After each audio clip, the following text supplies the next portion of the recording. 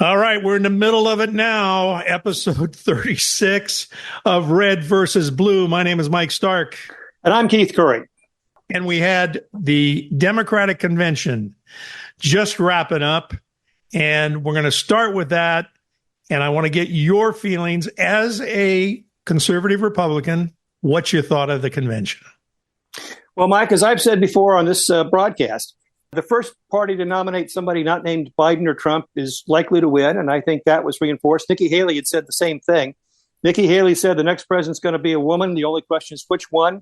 I think those choices have now been narrowed. So Harris had a very good convention, and she's off to a very good start. And it's all because of the history that took place of having the debate in June. And I might add that Chuck Todd has picked up on our bit that we did about a month ago about alternative history of what if that debate hadn't happened, and has figured out that things would have been really different. But in fact, they're not. They are what they are. Yeah, exactly. Well, you would have heard it first here if you'd stuck with our podcast, right? Absolutely right. So the convention, you think, went well? Ups and downs, goods and bads? Well, I've made a list of best and worst. So let's start with the worst, and then we can work our way up to the best. Good. Joe Biden got on late. They actually had to cancel James Taylor, and as I think Stephen Colbert said, of course they had to cancel James Taylor because he's never been a lieutenant governor, because they had all those speakers. Biden finally got on at the end of the day. He screamed at the teleprompter for about an hour and 15 minutes and persuaded everybody in the room why they thanked God this guy was not going to be our nominee. And then went off. I think he's in California now on vacation. The Democrats had Bernie Sanders get up and excoriate the billionaires, and then followed with Jay Pritzker, a billionaire, who was the governor of Illinois. And both of them seemed a little bit out of tune with the times of what's going on. Bill Clinton, I thought, had a good line. Bill Clinton said, "I was 78 years old this week, and I am still younger than Donald Trump," and then proceeded to demonstrate why somebody 78 years old should not be president of the United States, because he had a slow, halting. This was probably the worst Clinton speech since he did the nominating speech for Michael Dukakis about it, 1988. The speech was long and ponderous. He got to a point in the speech where he said, "In conclusion," and the entire room stood and applauded. I wanted to see the Clinton speech because I know he's older than he used to be. He used to produce magic when he made a speech. So I wanted to see if that was going to happen. And as you have pointed out, it didn't happen. It didn't happen. I think this was his sort of farewell to big convention speeches, and we can go on from that. Let's give the Democrats props, because the roll call music was just a great innovation. A lot of the music was really good.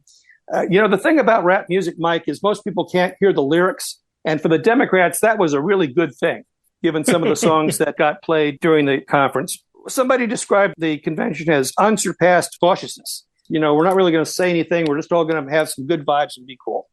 So those were sort of the downsides of the convention. But I think there were some really good parts, too. I thought the women doing the abortion case studies was very effective and very poignant. I thought Steve Kerr, the Golden State Warriors basketball coach, just back from the Olympics, did a very good speech. He did the night-night thing from Steph Curry about Trump. I thought that was a pretty good hit. I thought, from my perspective, the absolute best part really was Doug Emhoff and his son. It was such a great everyman introduction, and Emhoff was just sort of a great everyman up there. Very likable guy. He did, I think, a really good job in humanizing and introducing Kamala Harris from the perspective of her husband, and he deserves a lot of credit for that. I'll interrupt you there and tell our audience that I got a note from you during that speech by Doug that if he was the candidate, you might change parties. Well, that was the time. I told you I was thinking about it, Mike, and those were the 30 seconds I thought about it. Didn't happen, though. I thought Gus Waltz, Tim Waltz's son, who was in the audience and pointing up and saying, "That's my dad," I thought that was just a great moment. He got flack on it from Ann Coulter and some other cretins.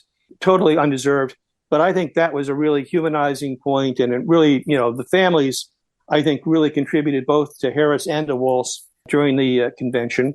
I mentioned the roll call. I thought that was really an innovative way of featuring the states and getting everybody involved in a very upbeat and interesting way. Typically, that's where everybody goes to get a sandwich because it's boring. And especially since the roll call isn't the same as it meant years ago when it really meant something, right? Well, that's right. And particularly at this convention, it didn't mean anything because they did this all virtually a week ago Right. or 2 weeks ago. And then I think Barack and Michelle Obama were really very good. And I thought Michelle was actually better than Barack.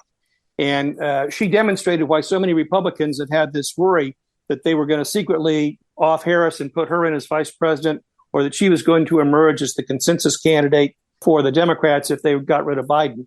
She had her A game, and President Obama brought his A game. He did a very good job for what he needed to do. One commentator said that the convention moved in an arc from fear to mocking when it came to Donald Trump. And I think mocking might be the Achilles heel of him when it comes to this campaign coming up. It was actually entertaining to some degree. It was, and it's hard to be entertaining with 4 hours of political speeches in an arena in the middle of the country trying to get everybody in prime time and make it something worth watching. But I think hats off to the Democrats. They and particularly because they had to hustle because they had a new candidate and had to introduce that candidate. I think they did a really good job of doing that. The other thing, we've talked before about demonstrations, and they did have demonstrations in the street, but they were contained and controlled and did not become the story that overshadowed the convention itself. And somebody on the convention program committee made a courageous decision not to let a Palestinian speak, which would have been very bad following the people who were the relatives of the hostages still being held there. Sure. And they did not allow them to have a demonstration within the hall.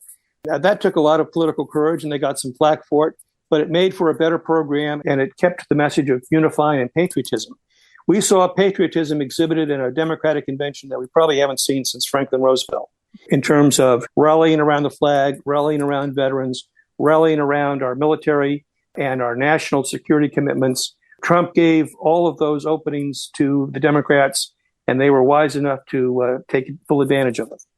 Let me ask you this, as someone who knows the templates of these sort of things.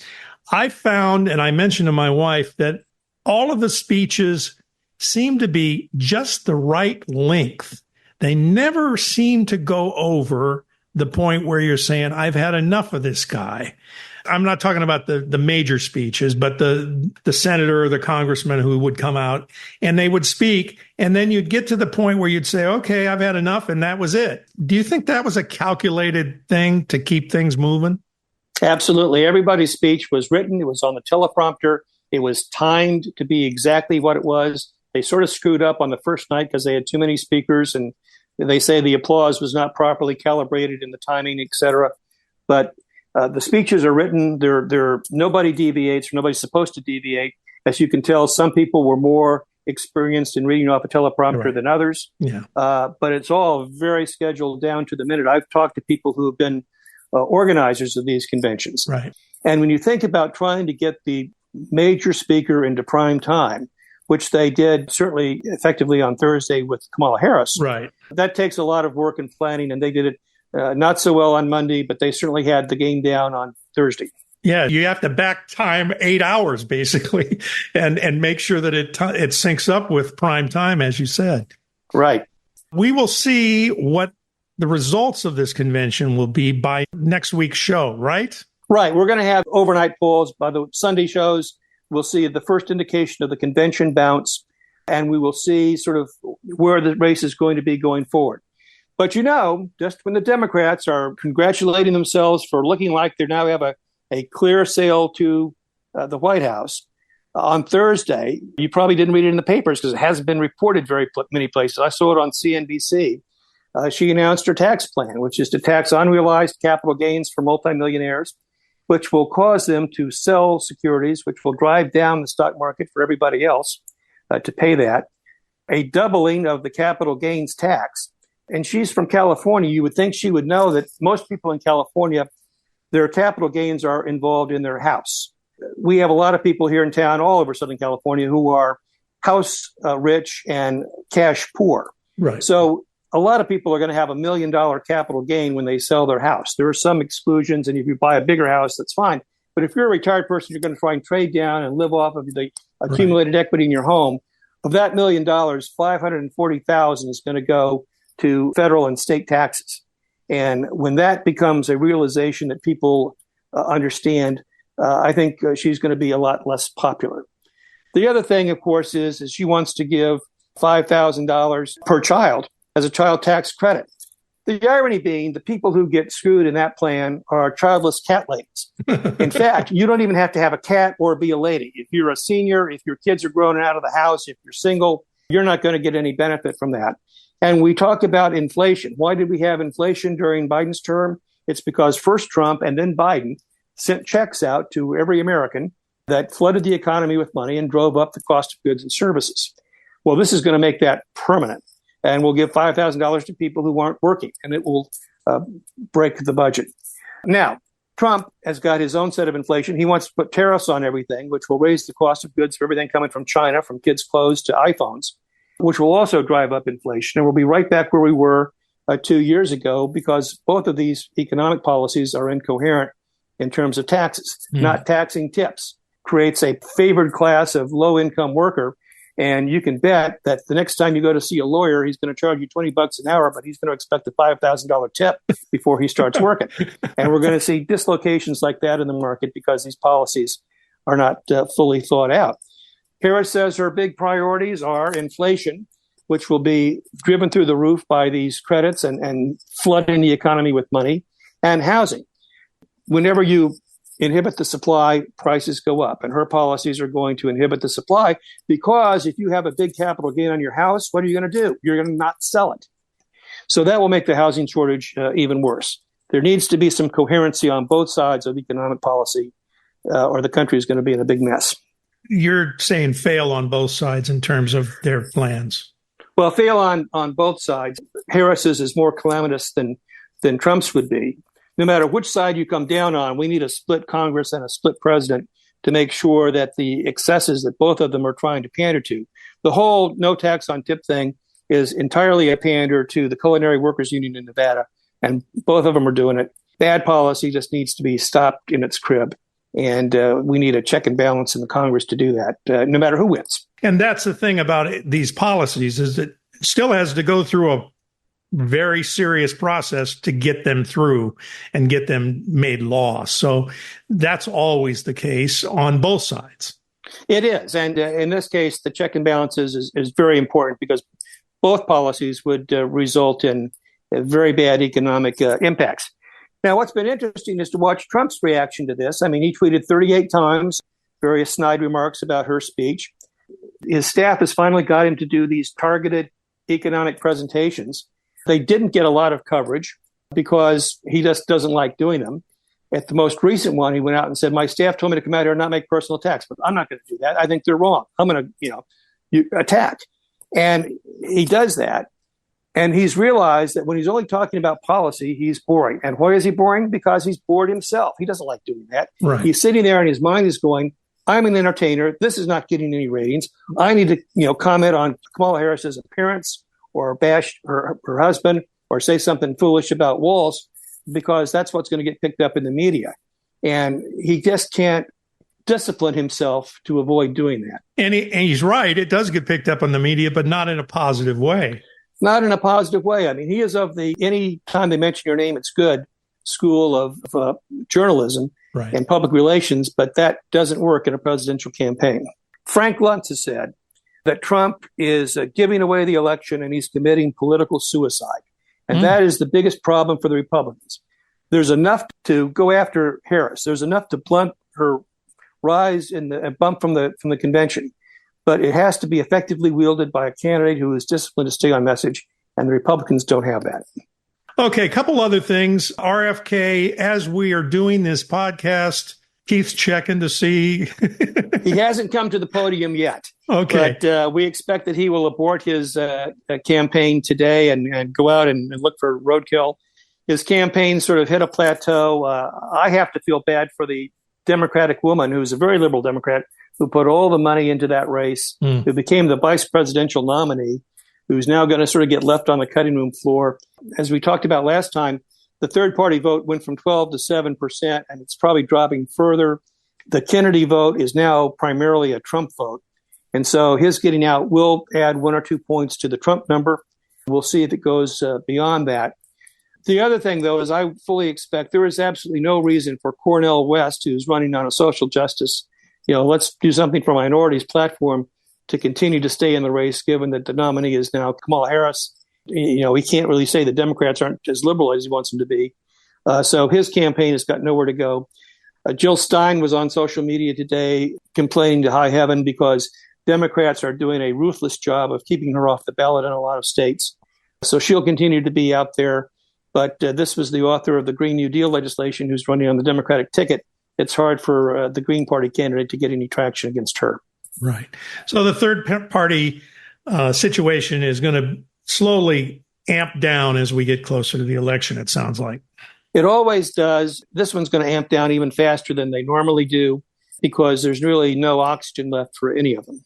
Okay. Is there anything else we need to cover from this week? Well, Mike, as you know, back 40 years ago, I was very privileged to serve in the administration of President Ronald Reagan. I was at the low-level position at the Transportation Department.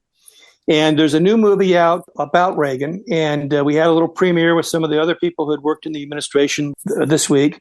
John Voight, who plays a KGB agent, who goes back and tells the story to a younger KGB agent about how the Soviet Union came undone, and in the process of doing so tells the story of Ronald Reagan. And it is a great movie. It makes you proud to be an American. There's things in there about the goodwill between Reagan and Tip O'Neill that people probably overlook that is missing now in today's politics. It made me so proud to have been part of that administration and so longing for the kind of politics and the kind of leadership and the kind of moral clarity and character that we had in politicians on both sides back then that seems to be lacking today. So it's going to premiere next week, and I encourage everybody, whether you're a Republican or a Democrat, to get out there and see it.